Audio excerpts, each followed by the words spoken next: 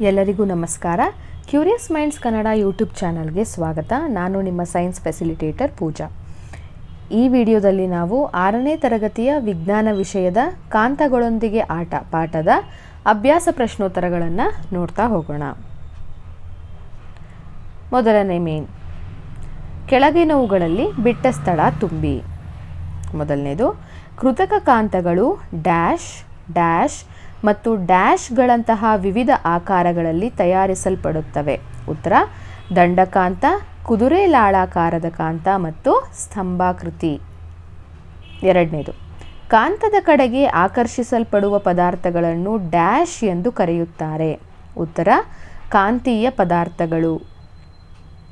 ಮೂರನೇ ಪ್ರಶ್ನೆ, ಕಾಗದವು ಒಂದು ಡ್ಯಾಶ್ ಪದಾರ್ಥ ಅಲ್ಲ. ಉತ್ತರ: ಕಾಂತೀಯ.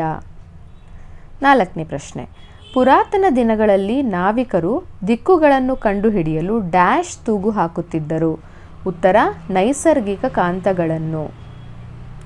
ಐದನೇದು, ಕಾಂತವು ಯಾವಾಗಲೂ ಡ್ಯಾಶ್ ಧ್ರುವಗಳನ್ನು ಹೊಂದಿರುತ್ತದೆ. ಉತ್ತರ: 2. ನೆಕ್ಸ್ಟ್ ಮೇನ್, ಕೆಳಗಿನ ಹೇಳಿಕೆಗಳು ಸರಿಯೋ ಅಥವಾ ತಪ್ಪೋ ತಿಳಿಸಿ.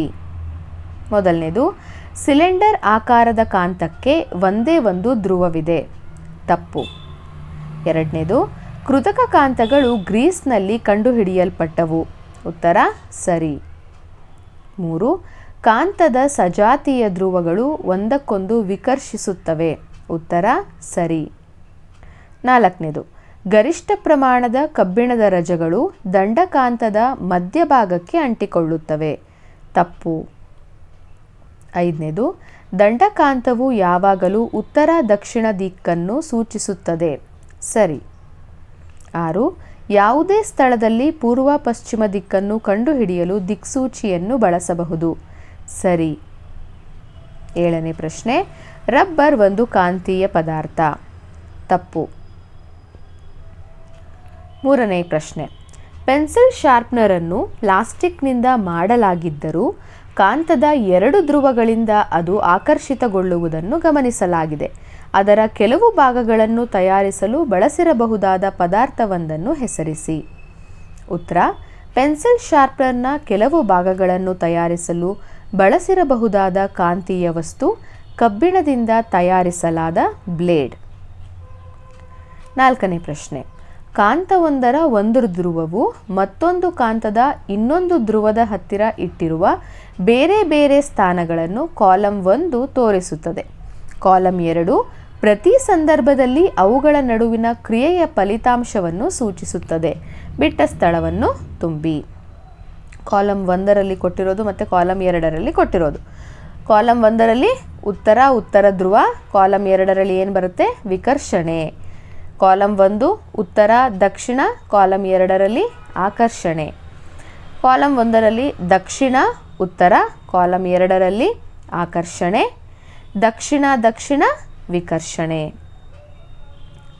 5ನೇ ಪ್ರಶ್ನೆ, ಕಾಂತಗಳ ಯಾವುದಾದರೂ 2 ಗುಣಗಳನ್ನು ಬರೆಯಿರಿ. ಉತ್ತರ: ಕಾಂತಗಳ ಗುಣಗಳು. ಮೊದಲನೇದು, ಕಾಂತವು ಉತ್ತರ ಧ್ರುವ ಮತ್ತು ದಕ್ಷಿಣ ಧ್ರುವ ಎನ್ನುವ 2 ಕಾಂತೀಯ ಧ್ರುವಗಳನ್ನು ಹೊಂದಿವೆ. ಸ್ವತಂತ್ರವಾಗಿ ತೂಗುಬಿಟ್ಟ ಅಯಸ್ಕಾಂತವು ಉತ್ತರ ದಕ್ಷಿಣ ದಿಕ್ಕಿನಾಗಿ ನಿಲ್ಲುತ್ತದೆ. 6ನೇ ಪ್ರಶ್ನೆ, ದಂಡಕಾಂತದ ಧ್ರುವಗಳು ಎಲ್ಲಿರುತ್ತವೆ? ಉತ್ತರ: ದಂಡಕಾಂತದ 2 ತುದಿಗಳಲ್ಲಿ ಉತ್ತರ ಧ್ರುವ ಮತ್ತು ದಕ್ಷಿಣ ಧ್ರುವಗಳಿರುತ್ತವೆ.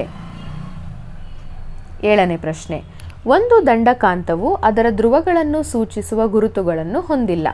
ಅದರ ಯಾವ ತುದಿಯಲ್ಲಿ ಉತ್ತರ ಧ್ರುವ ಇದೆ ಎಂಬುದನ್ನು ನೀವು ಹೇಗೆ ಕಂಡುಹಿಡಿಯುವಿರಿ?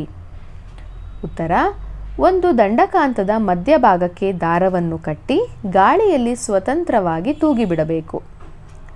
ಸ್ವತಂತ್ರವಾಗಿ ತೂಗಿಬಿಟ್ಟ ದಂಡಕಾಂತವು ಯಾವಾಗಲೂ ಉತ್ತರ ದಕ್ಷಿಣ ದಿಕ್ಕಿನಲ್ಲಿ ವಿಶ್ರಾಂತ ಸ್ಥಿತಿಗೆ ಬಂದು ನಿಲ್ಲುತ್ತದೆ. ಉತ್ತರ ದಿಕ್ಕಿನ ನೇರದಲ್ಲಿರುವ ಕಾಂತದ ತುದಿಯು ಉತ್ತರ ಧ್ರುವವಾಗಿರುತ್ತದೆ. ದಕ್ಷಿಣ ದಿಕ್ಕಿನ ನೇರದಲ್ಲಿರುವ ಕಾಂತದ ತುದಿಯು ದಕ್ಷಿಣ ಧ್ರುವವಾಗಿರುತ್ತದೆ. 8ನೇ ಪ್ರಶ್ನೆ, ಕಬ್ಬಿಣದ ಪಟ್ಟಿಯೊಂದನ್ನು ನಿಮಗೆ ಕೊಡಲಾಗಿದೆ. ಅದನ್ನು ಹೇಗೆ ಕಾಂತವನ್ನಾಗಿ ಮಾಡುವಿರಿ? ಉತ್ತರ: ಒಂದು ಆಯತಾಕಾರದ ಕಬ್ಬಿಣದ ತುಂಡನ್ನು ತೆಗೆದುಕೊಂಡು ಅದನ್ನು ಮೇಜಿನ ಮೇಲೆ ಇಡಬೇಕು. ನಂತರ ದಂಡಕಾಂತವನ್ನು ತೆಗೆದುಕೊಂಡು ಅದರ ಒಂದು ಧ್ರುವವನ್ನು ಕಬ್ಬಿಣದ ತುಂಡಿನ ಒಂದು ತುದಿಯ ಮೇಲೆ ಇಡಬೇಕು. ದಂಡಕಾಂತವನ್ನು ಮೇಲಕ್ಕೆತ್ತದೆ ಕಬ್ಬಿಣದ ತುಂಡಿನ ಉದ್ದಕ್ಕೂ ಅದನ್ನು ಇನ್ನೊಂದು ಬದಿ ತಲುಪುವವರೆಗೂ ಚಲಿಸುವಂತೆ ಮಾಡಬೇಕು. ಈಗ ಕಾಂತವನ್ನು ಮೇಲಕ್ಕೆತ್ತಿ ಮತ್ತು ಧ್ರುವವನ್ನು ಕಬ್ಬಿಣದ ತುಂಡಿನ ಮೊದಲಿನ ಸ್ಥಾನಕ್ಕೆ ತರಬೇಕು. ಮೊದಲು ಮಾಡಿದಂತೆ ಪುನಃ ಕಾಂತವನ್ನು ಅದೇ ದಿಕ್ಕಿನಲ್ಲಿ ಕಬ್ಬಿಣದ ತುಂಡಿನ ಉದ್ದಕ್ಕೂ ಚಲಿಸುವಂತೆ ಮಾಡಬೇಕು.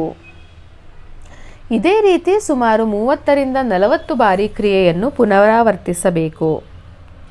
ಪಿನ್ ಅಥವಾ ಕೆಲವು ಕಬ್ಬಿಣದ ರಜಗಳನ್ನು ಕಬ್ಬಿಣದ ತುಂಡಿನ ಹತ್ತಿರ ತಂದು ಅದು ಕಾಂತೀಯವಾಗಿದೆಯೇ ಎಂದು ಪರೀಕ್ಷಿಸಬೇಕು. ಇಲ್ಲವಾದರೆ ಇನ್ನೂ ಕೆಲವು ಸಮಯದವರೆಗೆ ಈ ಪ್ರಕ್ರಿಯೆಯನ್ನು ಮುಂದುವರೆಸಬೇಕು.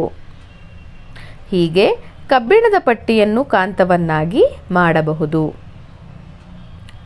9ನೇ ಪ್ರಶ್ನೆ. ದಿಕ್ಕುಗಳನ್ನು ತಿಳಿಯಲು ದಿಕ್ಸೂಚಿಯು ಹೇಗೆ ಬಳಸಲ್ಪಡುತ್ತದೆ?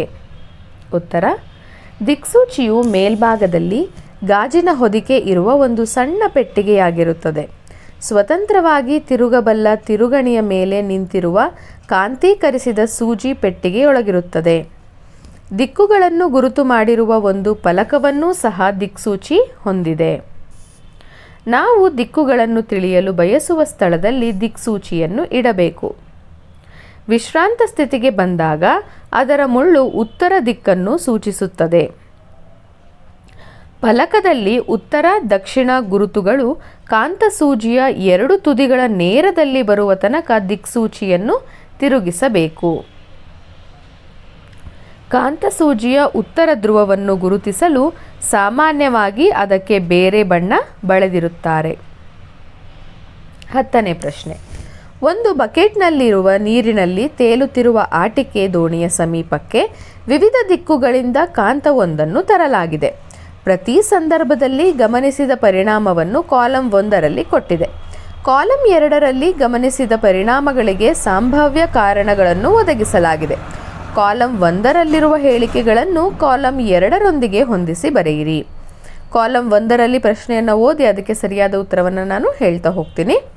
ದೋಣಿಯು ಕಾಂತದ ಕಡೆಗೆ ಆಕರ್ಷಿಸಲ್ಪಡುತ್ತದೆ. ಉತ್ತರ ಏನದಕ್ಕೆ? ಕಾಂತೀಯ ಪದಾರ್ಥದಿಂದ ದೋಣಿಯು ಮಾಡಲ್ಪಟ್ಟಿದೆ. 2ನೇ ಪ್ರಶ್ನೆ. ಕಾಂತದಿಂದ ದೋಣಿಯು ಪ್ರಭಾವಕ್ಕೊಳಗಾಗಿಲ್ಲ. ಸೊ ಅದಕ್ಕೆ ಆನ್ಸರ್ ಏನು? ಅಕಾಂತೀಯ ಪದಾರ್ಥದಿಂದ ದೋಣಿಯು ಮಾಡಲ್ಪಟ್ಟಿದೆ. 3ನೇ ಪ್ರಶ್ನೆ. ಕಾಂತದ ಉತ್ತರ ಧ್ರುವವನ್ನು ದೋಣಿಯ ತಲೆಯ ಬಳಿ ತಂದಾಗ ಅದು ಕಾಂತದ ಕಡೆಗೆ ಚಲಿಸುತ್ತದೆ. ಹಾಗಿದ್ರೆ ಉತ್ತರ ಏನು ಅದಕ್ಕೆ?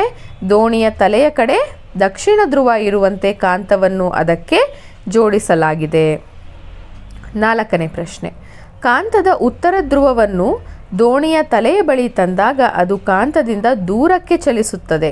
ಉತ್ತರ: ದೋಣಿಯ ತಲೆಯ ಕಡೆ ಉತ್ತರ ಧ್ರುವ ಇರುವಂತೆ ಕಾಂತವನ್ನು ಅದಕ್ಕೆ ಜೋಡಿಸಲಾಗಿದೆ. 5ನೇ ಪ್ರಶ್ನೆ. ದಿಕ್ಕು ಬದಲಿಸದೆ ದೋಣಿ ತೇಲುತ್ತದೆ. ಉತ್ತರ ಏನು? ದೋಣಿಯ ಉದ್ದದ ನೇರದಲ್ಲಿ ಒಂದು ಸಣ್ಣ ಅಯಸ್ಕಾಂತವನ್ನು ಅದರಲ್ಲಿ ಬಂಧಿಸಲಾಗಿದೆ. ಸೊ ಇದಿಷ್ಟು ಕೂಡ ನಿಮ್ಮ ಪಠ್ಯಪುಸ್ತಕದಲ್ಲಿ ನೀಡಿದಂತಹ ಪ್ರಶ್ನೆಗಳಿಗೆ ಉತ್ತರಗಳಾಗಿತ್ತು. ನಿಮ್ಮೆಲ್ಲರಿಗೂ ಸಹ ಈ ವಿಡಿಯೋ ಇಷ್ಟ ಆಗಿದೆ ಅಂತ ಅಂದ್ಕೊಳ್ತೀನಿ.